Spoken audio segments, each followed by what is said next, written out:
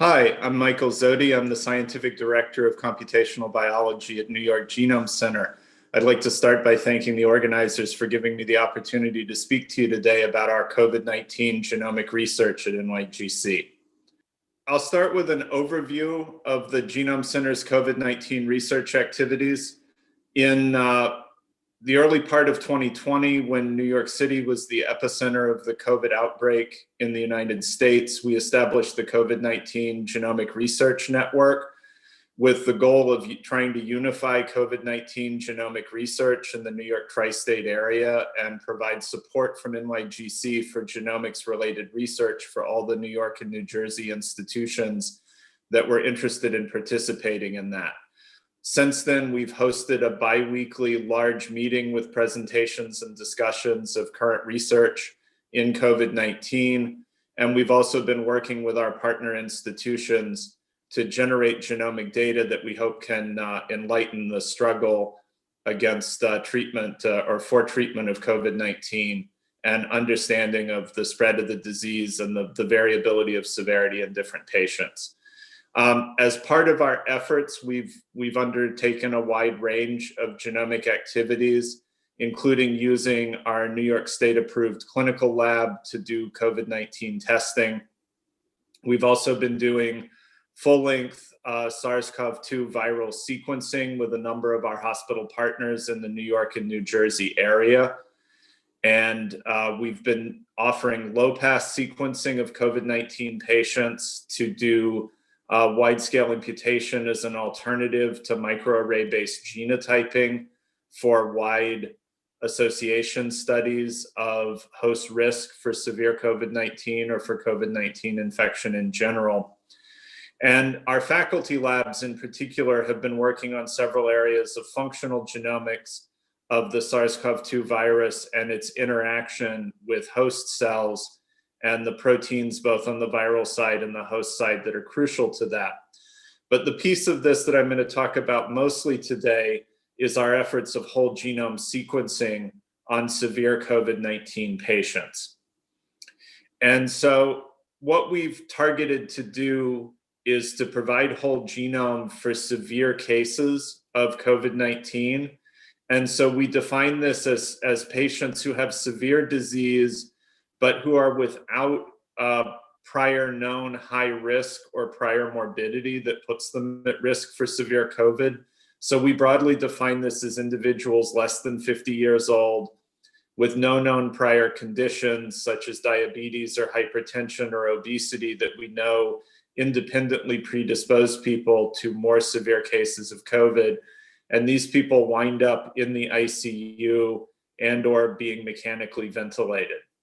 We've also expanded this last spring after the discovery of what's now known as MIS-C or multi-inflammatory syndrome in children to include whole genome sequencing of children who are affected by this subsequent to a COVID-19 diagnosis.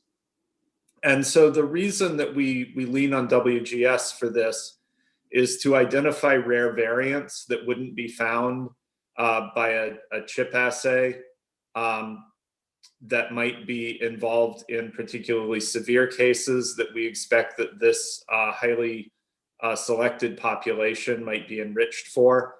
Also to be able to assay variants in regions that are difficult to assay by less comprehensive tests. So for example, being able to do detailed HLA typing from the whole genome sequencing that might not be possible from less comprehensive assays.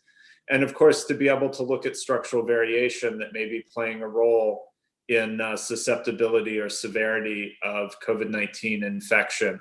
And a lot of this work has been done together with Jean-Laurent Casanova at the Rockefeller University and his international COVID human genetic effort. And there are two papers that were released on that last year that included some data and work from the Genome Center, one of them identifying rare variants conferring inborn errors of type 1 interferon immunity in patients with severe COVID, and a second one identifying autoantibodies against type 1 interferon in patients with severe COVID.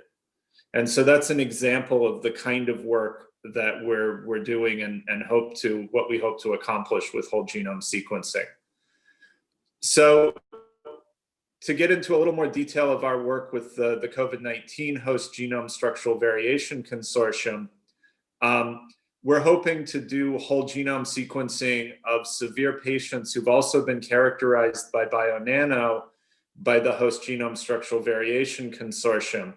And structural variation from whole genome sequencing is something we've been deeply interested in the Genome Center, even predating COVID. And so we have an extensive structural variant calling pipeline that involves standard methods for detecting things like deletions and insertions relative to the reference genome, copy number changes.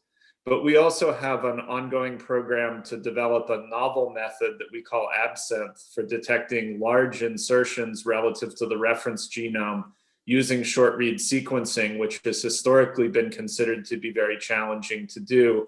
But we've shown that we can detect very large events and cleanly identify them and then genotype them from the short read sequencing.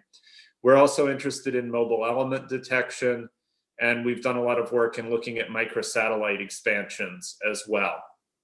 And so in collaboration with the consortium, our hope is that by applying whole genome sequencing to these individuals, we can provide refinement of the breakpoints of events that are detected by Bionano, as well as allowing that greater refinement to let us say more about gene and functional element overlap of these events and try to get into potential functional roles of them. The whole genome sequencing also allows us to identify some smaller events that are less easily detected at the resolution level of optical mapping and add those into the studies. And then lastly, one of the other things that we've been working on for a while now at the Genome Center is the imputation of common structural variants for use in association. And I want to say a little bit about that. We've developed methods to take the whole genome shotgun, phase structural variants together with single nucleotide variants, and build imputation panels that include both structural variants as well as single nucleotide variants.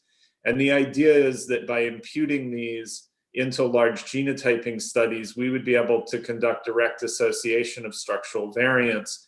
And so to take these elements that are difficult to identify in genotyping studies and make them available for direct ascertainment in studies using genotyping data.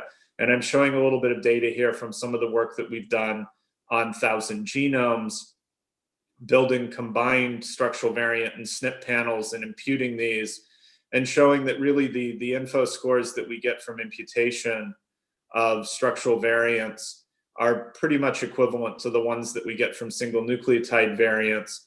And that when we assay this against a gold standard set where we have multi-platform ascertainment of structural variants in a specific sample, that our genotype concordance for imputation of these from an unrelated panel is really quite high and quite comparable to what one would expect to be able to do for single nucleotide variants.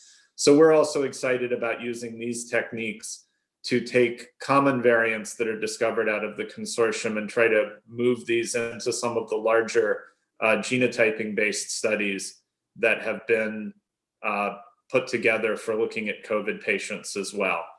And so I'll stop there and just briefly acknowledge all the people at New York Genome Center that have been involved in this project in particular and in our COVID work more broadly, as well as the individuals that are part of the CHGE effort and some of our partner hospitals in New York City and New Jersey that have been providing us with SARS-CoV-2 and COVID patient samples for the work that we're doing. Thank you.